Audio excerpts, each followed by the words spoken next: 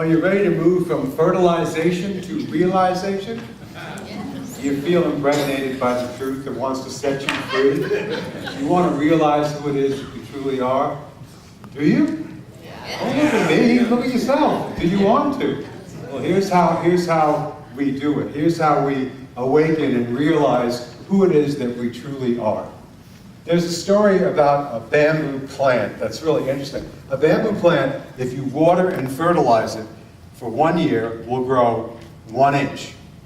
And if you, in the second year, fertilize it and water it, it'll grow 1 inch. In the third year, if you fertilize and water it, it'll grow 1 inch. And in the fourth year, if you fertilize it and water it, it'll grow 1 inch. In the fifth year, if you fertilize it and water it, it will grow 80 feet in 6 weeks. What is happening during those 4 years of time is a great extensive root system is being established.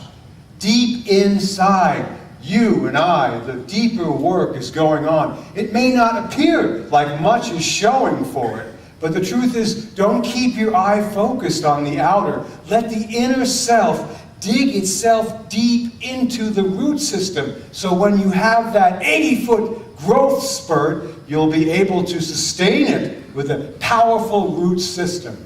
Many of us, and I'm looking at you people, have been doing this for a lot of years, right? What do we have to show for it? Sometimes it can seem like, well, not quite as much as I thought I would, but the truth is that's a trick of the egoic mind to get you off track. You're doing deeper work than you know. This lifetime and many, many others previous and yet to come, you have built a strong foundation for something incredible to grow and blossom in you. And it's very important that you don't let the inch by inch, moment by moment breakthroughs that you have go unnoticed. Because there are so many wonderful moments of awakening that you had this week. Were you aware of them? I'm mostly aware of the things that don't work. I spend a whole lot of time fussing and mussing and obsessing about what didn't work this week. But truthfully, more things worked this week than didn't. And those are the miracles of awakening that we want to retrain our mind not to miss. Not to miss those moments where we sprouted and woke up. And the way in which we're going to help us remember that and be aware of that this week is going to be from one of my favorite teachers. She's a Buddhist meditation master, and she is like I want to be when I'm in my mid-80s. Her name is Anna Pema Chodron. How many know of her work? And she's a colossal, amazing woman who gives you practices to really deepen your root system. And I want to share 4 of them with you this morning. 4 practices that you can use to go from fertilization to realization. The first one is stabilize your mind. This is very important. You gotta tame the wild monkey that is your mind. That has got the cup and is going back and forth on the bars. The quieting of that mind is so absolutely important to produce the results you'd like to see happen after their kind. We live in a society that trains you to be anywhere but where you are. We all have in our pockets weapons of mass distraction. I've got mine with me. Here it is. Oh, it's my smartphone. And I realized on Wednesday that I had left my phone at the church. Oh my God, I left it locked in my desk. I didn't have my phone. Of course, I knew it was only going to be up for maybe another hour and a half, but a part of me I wanted to get to it and have it by my side so I could check the weather before I go to sleep and check it again in the morning. It's very important to know what the weather's going to be. And I went, a weapon of mass distraction. Grasshopper, leave it at the church. Don't worry about it. Maureen has a cell phone. We can work on it with her phone if I need to. The trip is, these little weapons of mass distraction are meant to be used by us. They're not meant to use us. Please understand, the mind needs to be tamed. You need to bring yourself back to a stable position of mind, or the world will get you. And any kind of meditation that you do, whatever you do, is all designed to bring us back to the present moment. Right here and right now, where we are, God is. Now you might say, I'm not particularly pleased with what's presenting itself in my life now. Why would I want to be here? I want to be somewhere else. But the truth is, heaven exists right here and right now. The Course in Miracles says the closest approximation to a moment of heaven is the here and now experience. When you're in the here and now, all that you are presents itself to you. Coming back to the moment is what every meditation practice is about. And it helps us stabilize the mind. It doesn't mean the monkey still doesn't go with its cup on the wonderful cage and prison we're in. It just means we become aware of it sooner and don't feel trapped by it. So stabilizing the mind is very important. I woke up on Monday morning in a really foul mood. And normally I am a morning person. How many here are morning people? How many here are night people? I'm a morning person. I always feel really good in the morning. I've got my thumbs up the day, pointing my way around, flicking fear in the face, remembering my vision. I'm good in the morning. Not so good in the afternoon or night, but morning is my time. And we left the church service on Sunday after 2 services in a wonderful membership annual meeting. It was terrific. And we drove halfway to Conyers, Georgia, where we were going for a meeting with about 40 other Unity ministers in our region. And so we stopped at a hotel room. I don't know about you, but hotels drive me crazy because you can't open windows. And I like to sleep with some air coming in. So you got to try to get the air conditioner to get the air in just right. And I was sleeping, and when the air would be on, it would be fine and not fine, cold and drying my mouth out, so I'd have the blanket over my head like this, and then when it would go off, I'd be sweating. So I must have gotten up 30 times to try to get the air to be just right. So when I woke up, I had slept about 10 minutes. Maureen, on the other hand, had a great night's sleep. She woke up and she had stabilized her mind. It's good when you're in a couple if someone is stable in their mind, because I was in a foul mood. I was grumbling, knocking into things, and Maureen knew better than to do what some of us might do. That's to remind us of our lesson summation just the day before. Now, Richard, why don't you stop, recalculate, and notice what's going on? If she would have said that to me, I would have attacked her viciously. She knew enough to keep her big mouth shut, and you should know enough to keep your big mouth quiet. Allow the person to come back to equanimity again. They eventually will. People don't always need to have the truth shoved down their throat, particularly when they're forgetting. So back off, Jack, and she did. The next morning, I got to return the favor. I woke up early, and I decided I was going to go work out in a little gym that they had there downstairs. It's like, what's that, 5 o'clock in the morning, 5 o'clock in the morning, Maureen wants me to paint this picture right, 5 o'clock in the morning, I'm up making a lot of noise. So Maureen goes, what are you doing? And I said, I'm getting ready to go downstairs to work out. She's going, you woke me up, you're being very noisy. I said, I'll just sit and I'll meditate, then I'll go down. Then you'll wake me up twice, terrific. Why don't you just go now? So I went down to the gym downstairs, and I'm sitting and I'm meditating in this freezing cold room. I couldn't get the heat on, and I'm meditating. But I felt really stable that morning. And I decided that when I came upstairs, I was going to say, please forgive me. It was wrong of me to get up so early and wake you up and make so much noise. I ask for your forgiveness. And my friends, when you offer from the stable mind position forgiveness, the other person has no choice but to receive it. And so she went, fine, soon. That's all she said, fine, soon.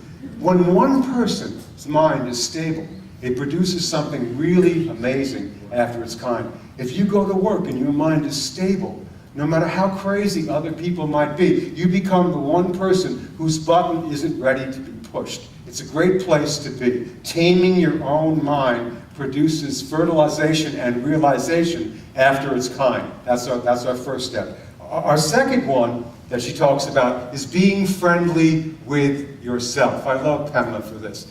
Practicing unconditional friendliness with yourself. She says that when we do these deeper meditation practices, and we begin to know that there's no world happening outside, everything is happening inside, we can sometimes be brutal with ourselves. with how we look at ourselves. Because there's no one to blame out here, I end up blaming myself for everything. And we end up taking a whole lot of guilt and shame and stuffing it down inside of ourselves.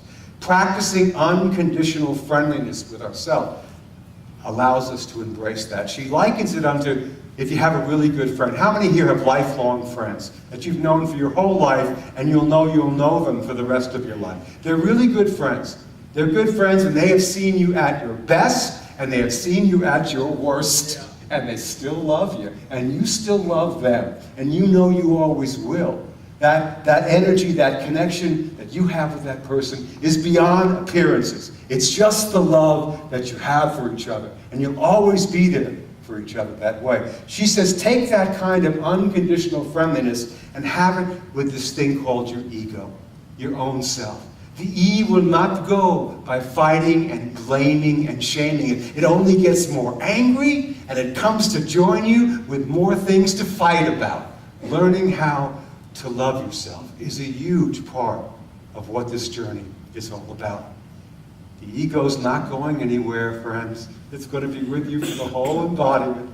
It is yours to love or beat up or hate, either way and any way, until we embrace it. Pema tells us, you're going to end up never really dealing with your big, deep-seated issues. So, unconditional friendliness towards yourself, that's the second one. The third one is be aware of fixed mind positions. When you feel like you're in a fixed mind position, your mind is unflexible. You are lost in being right, and you're sure that you're right, and everybody else is wrong.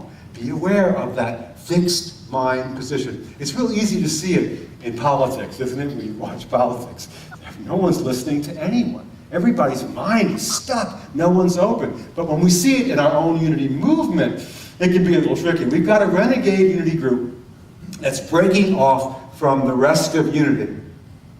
They have issues and tissues about strong fixed feelings, and they feel like they need to have their own organization. They haven't yet formally done that, but they're in the process of doing that. And there's a lot of energy garnered around that. One of the most favorite expressions of a fixed mind is the need to be right. And believe me, friends, in its worst form, the need to be right is a form of violence that we practice on ourselves and others. All the wars we see are people feeling like they're right. So when I was going to the Unity gathering, I knew we would be discussing this very big issue, and I knew also it's going to be coming up in June. And I realized that I had a fixed mind position about where I stood on this issue.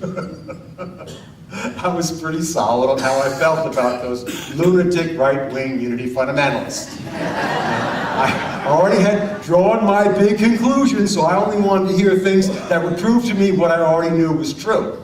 And it was interesting listening to my brothers and sisters, many of whom I've known for 20 and 25 years.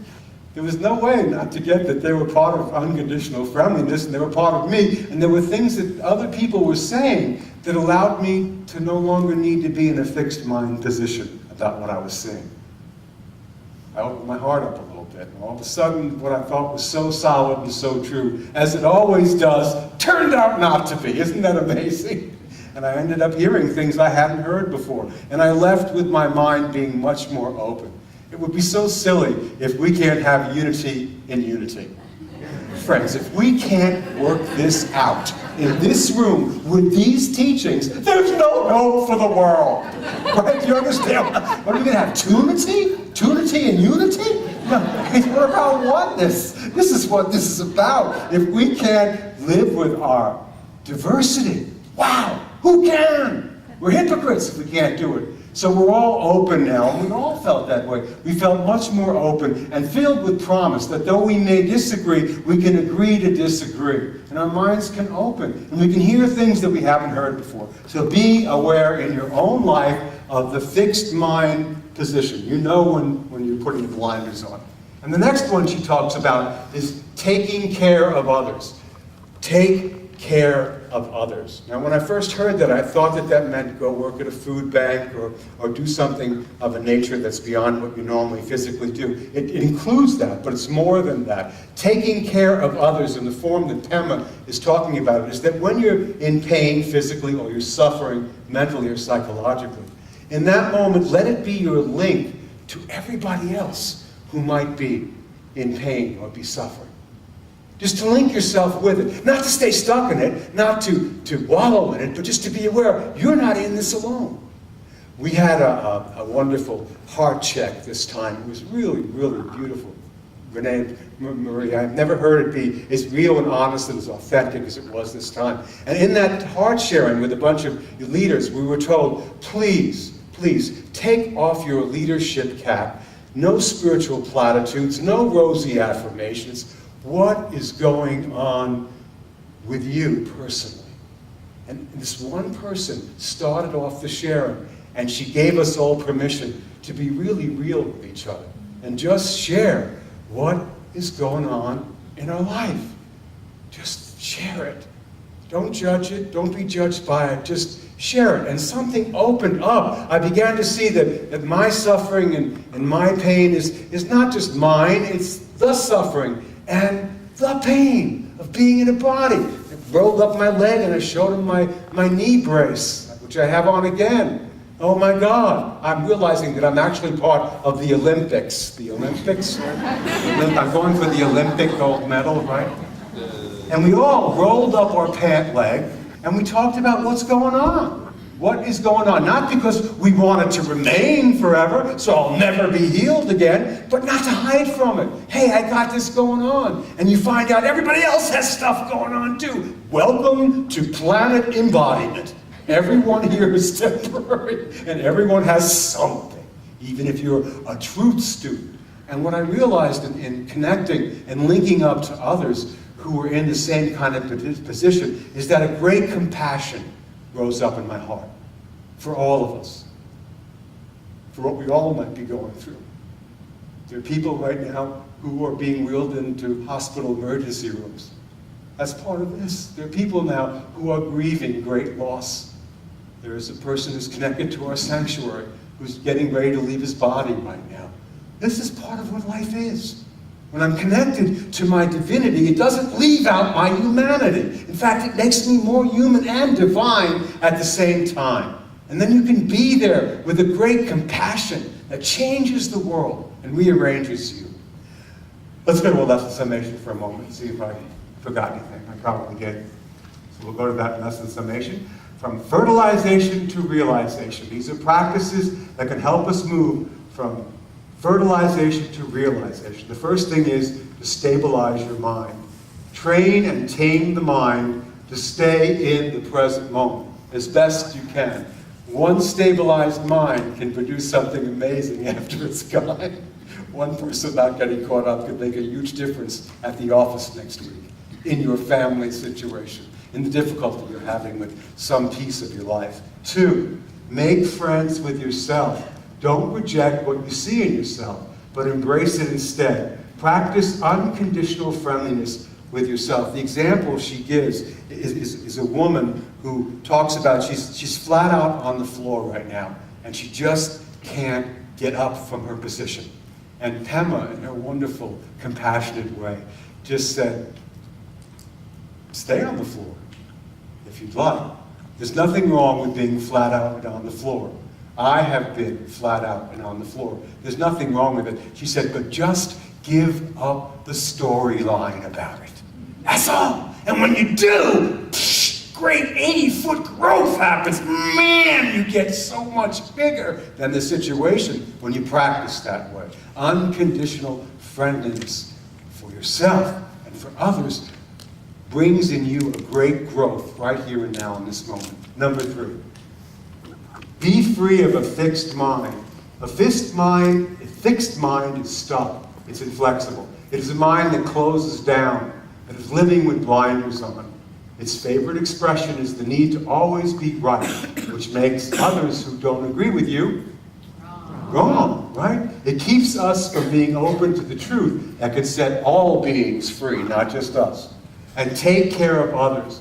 When you feel bad, let it be your link to others who are suffering. And when you feel good, let it be your link with others who are in joy. For we are truly all one in our divinity and in our spacesuit, in our humanity. Each one of us is really all the same. We are not that different. When people say to me, oh, that talk was for me today, you must have been in my mind all week long. I said, I'm not in your mind. I'm a human being. I'm experiencing the same suffering that you are just because I'm alive today. Being in a body is a great work, and there's great potential for awakening if we can be compassionate and loving and kind with ourselves. Are you willing this week to be more compassionate, kind, and loving with yourself? Are you? Because if you can be more kind, compassionate, and loving with yourself, guess what? You'll be more kind and compassionate and loving for others. And boy, others would sure like you to be that way. So let's go to our last word here. Remember the image of the bamboo plant and celebrate every inch of growth that happens this week in your life. Mary Morrissey links it to every sprout. Notice every sprout of growth that happens. Don't miss it. Celebrate it. Yeah, wow. There I was being unconditionally angry with myself. And I decided to practice being friendly with myself instead. There I was having a fixed mind. I let go of the fixed mind position. There I was judging and beating myself up. And I'm letting go of that. That's a sprout. Celebrate that. Be in gratitude for it. Focus on what's working right rather than all the things that are part of your list of what's working wrong. I will celebrate every inch of growth that happens this week in my life. Let's say that together 3 times. I will celebrate every inch of growth that happens this week in my life. I will celebrate every inch of growth that happens this week in my life. One more time. I will celebrate every inch of growth that happens this week in my life. And when you dig deeply into the soil of your mind and you see that great big spurt happening, you will have developed a foundation that can hold it through all the storms of outrageous earthly fortunes and misfortunes. Practice well, practice deeply, not just for yourself, but for the benefit of all beings everywhere. Namaste.